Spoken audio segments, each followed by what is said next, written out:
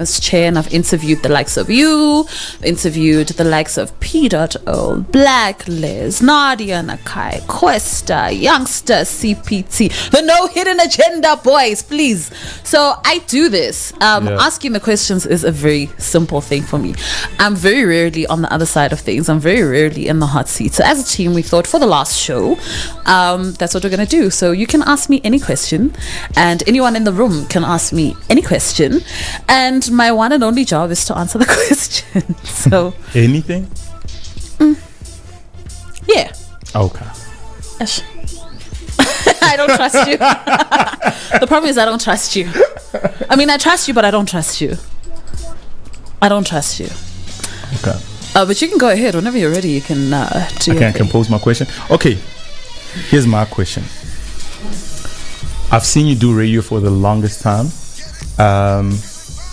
And I just recently found out that you have another talent that I don't think you really delved into. By the way, guys, Queen Azizzar is the backing vocalist. She's a backing vocalist in Sweeter Juices Celebrate. For those that didn't know, so I wanted to ask you, why have you not pursued singing? What are you doing? Okay, why haven't I pursued singing? So real talk, when I was younger, I actually wanted to become a singer, right? Okay. And I wanted to go to like NSA and be like formally trained.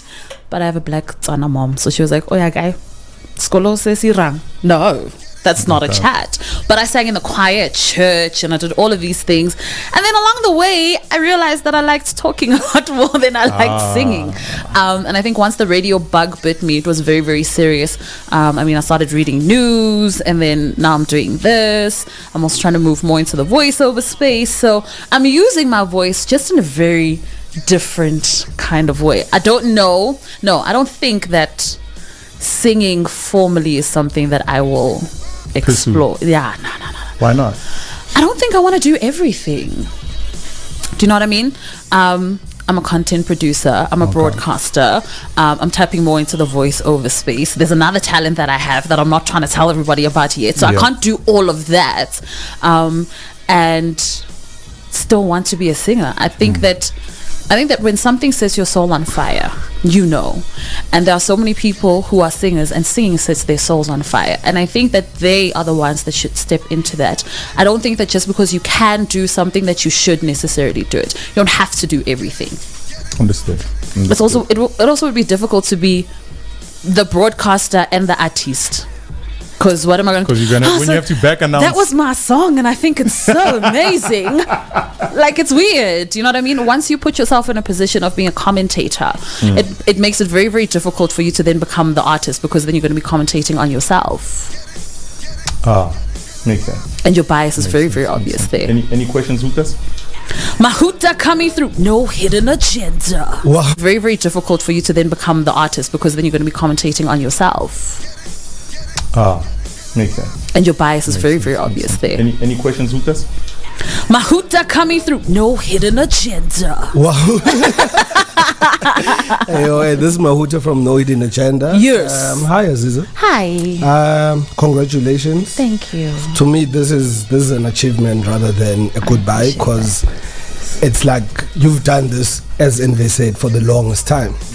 So what I wanted to ask, though, is having been in this space where it's basically internet radio and it's competing with all these like major broadcasters, terrestrial broadcast stations, so what motivated you to know that you'll be able to succeed in this platform, even with the challenges that internet radio brings about? Right. And so what was there a moment where you felt that I can actually do this, and I'm going to do it, and I'm not even going to like stray because I'm going to be successful at it?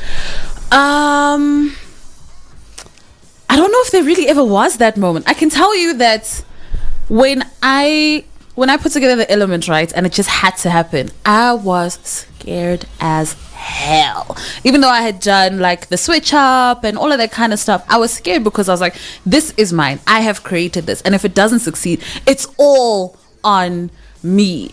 And I think what I did do though at some point in time was I was like, don't think of yourself as an online radio presenter. Do it as if you were doing it for terrestrial. Do it as if somebody can just get in their car and hear you, and treat it that way.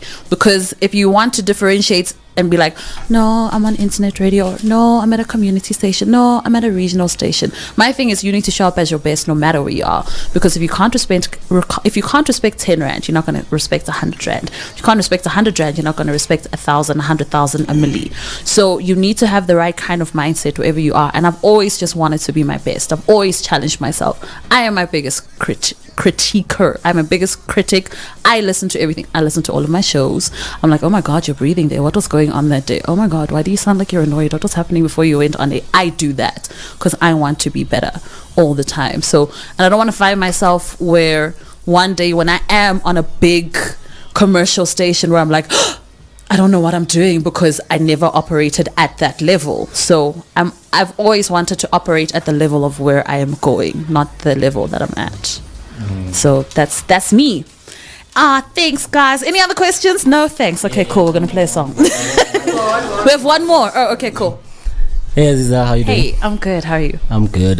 Bonga here. Go by Songoops. Shout out to you for doing this. Thank you. For however long you've been doing it for. You've been doing a great job. Thank you. We've actually gotten used to seeing you all over. We're used to seeing you all over. So my question actually stems from that. Uguti, after this, do you have no pressure? Do you have any ideas of where you're going? Where can we now? I knew it. You know, I knew it was coming. Rest is allowed also, but yeah. Anyway, I just had to ask. Thanks. Look, I'm gonna be very, very real with you. I need some time off. I need to rest. That's what I'm sure of. I am very, very sure that I am going to rest. I have a lot of ideas. I've had ideas. There's a videographer that I work with, Tepo. He's around. Like, we sit and we talk, and I'm like, I want to do this. I'm thinking of this, and he'll go, cool, that's dope, but I think we can also do this, and I think we can also do that. And we've had these ideas just sitting, and we're always like, okay, we'll make time to proper put it down and flesh it out and figure it out. And the time for that will come, but I think that it's also very important to take a break, to have some rest. I was saying the other day that I'm at a point in time where I want to honor this ending. You know, when I started the show, I was very intentional about showing up and being at my best, and I was very present. So I'm trying to be very present as it ends as well, and really take it in. I mean, it's been 5 years of the element, just the element. I've been in broadcast for 10 years now. So, and that's on all the time. So I'm going to take like a couple of weeks, maybe a month off, and then you'll keep seeing me everywhere because I have no intention of disappearing.